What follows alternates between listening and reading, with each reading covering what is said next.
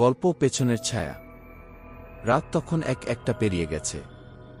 গ্রামের শেষ মাথায় পুরনো একটা ভাঙা বাড়ি, সবাই বলে সেখানে কিছু একটা আছে।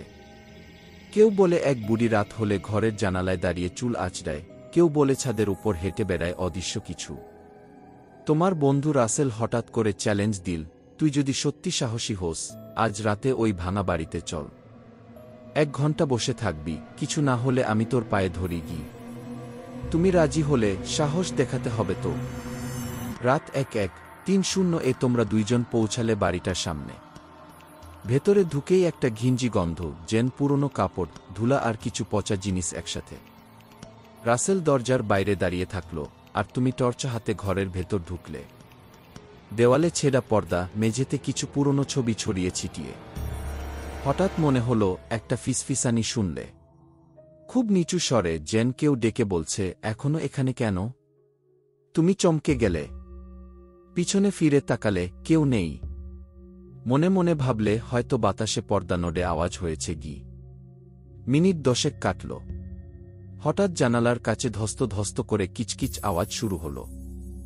বাইরে তাকিয়ে কিছুই দেখলে না। হঠাৎ ঘরের কোণ থেকে কাপা গলায় একটা মেয়ের কণ্ঠ, আমার কপাল কেউ ফিরালো না। আমি এখনো পথ চেয়ে আছি। তুমি আলো ফেলে দেখলে, সাদা শাড়ি, কাঁধ পর্যন্ত ভেজা চুল, চোখ থেকে শুধু জল পড়ছে।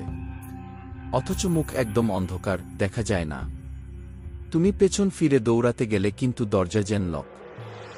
রাসেল দরজার ওপাশে চিৎকার করতেছে, তুই দরজা খুলছস না কেন?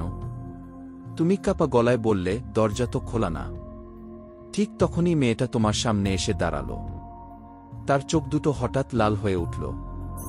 সে হাসল আর বলল, তুইও থাকিস এখানে আমার মতো? শেষ দৃশ্য।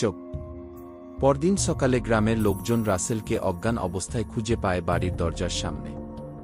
কিন্তু তোমার কোনো খোঁজ মেলে না। শুধু দরজার ভেতর থেকে ভেসে আসে একটানা ফিসফাস, আমি একা না, এখন আমরা দুজন।